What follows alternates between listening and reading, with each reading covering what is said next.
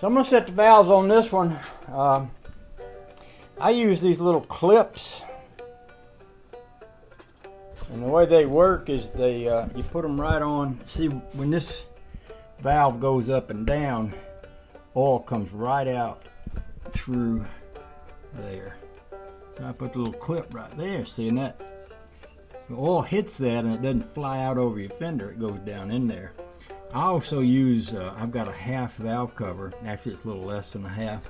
But it's a partial valve cover that keeps oil that gets in there from coming over the side and running down across my exhaust manifold. So I can crank this up and let it run while I'm setting my valves.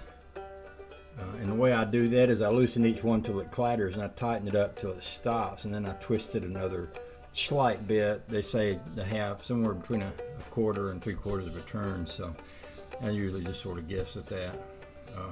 But it's a good chance to clean up the engine. I put this in here the other day and it blew the bottom hose off and sprayed water all over everything.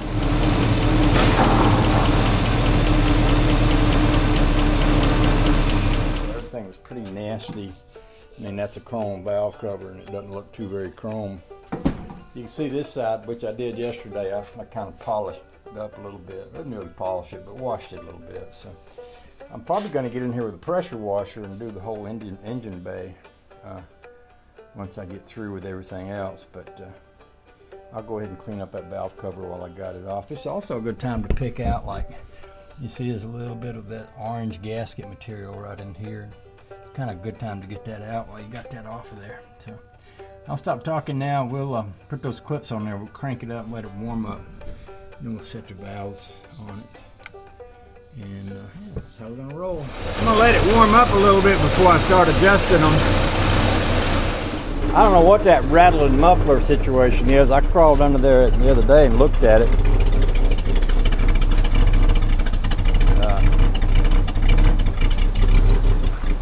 I couldn't find anything loose unless there's something inside the muffler that's rattling. That could be.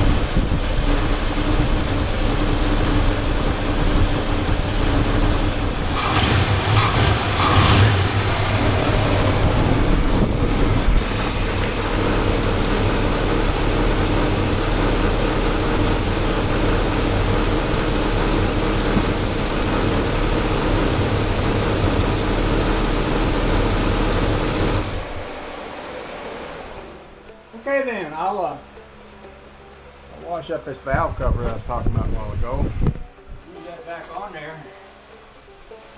It's hard to get these things to be really shiny. I can see where a man could spend the rest of his life polishing these things. I generally don't run chrome valve covers. I run, I've got the old Mickey Thompson aluminum valve covers back yonder. Probably I'll put them on here eventually just because there's so much more interesting. You know, there's a story behind Mickey Thompson. If y'all ain't old enough to remember about that, you can look it up on the Google. They tell you the whole thing. But he was a big auto guy. He was, you know, renowned for a lot of competition auto parts and specialty parts and stuff like that back when I was young. And him and his wife wound up getting murdered. Somebody was trying to steal something, trying to rob them. They wound up getting murdered and all this. You know, makes it even more interesting. But I figured just having a set of original Mickey Thompson valve covers was pretty cool. So I think that looks better than it did. I'm gonna set these aside. Take that little half cover and these clips off of here, and then we'll put these shiny ones back on there. And then I might pull this out in the pressure wash the motor, because I was thinking about doing that today. I was thinking once I got all this other stuff done, like I'm not working on the radiator and I'm not having anything leaking, not having any oil leaks and stuff, might be a good time just to pressure wash all up under the hood, wash it real good and rub it down. Make it nice and clean. I'm going to want to go out and drive it, give it a road test after the radiator and everything. Make sure it didn't seem like she was having any overheating issues whatsoever yesterday after I put this new radiator in there. I did have some issues, but they had more to do with the hoses. I was having trouble getting my hoses to fit. This radiator is wider than the one I took out of here, and you know, the hoses that I had,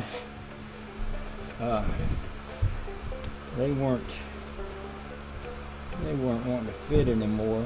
They wouldn't reach the far reaches of this radiator, so I had to get new hoses, and then they didn't fit just right. I had to cut some and splice some and do some different things, you know, like that. But we got it done in the long run.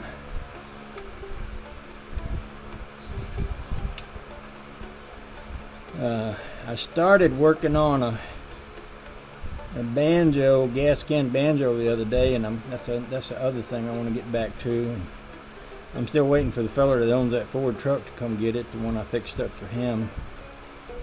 I've been watching some YouTube videos. I have found that a lot of times you can get into a cycle where you go on YouTube and all you see is news and political news and stuff like that, which is really disgusting to have to watch. And I figured out the other day I could type banjo into my YouTube and I'd get videos about banjos. It's like, oh, this makes YouTube worth watching again, you know. I was getting to think there wasn't nothing on there but political conflict, so that's kind of fun. I was up this morning early watching banjo videos on YouTube, and, you know, enjoying that. That was nice. I recommend it if anybody's interested in banjos. You might have something else you're interested in, but if you're interested in banjos, YouTube's got a nice, you know, collection of banjo related things that you can watch.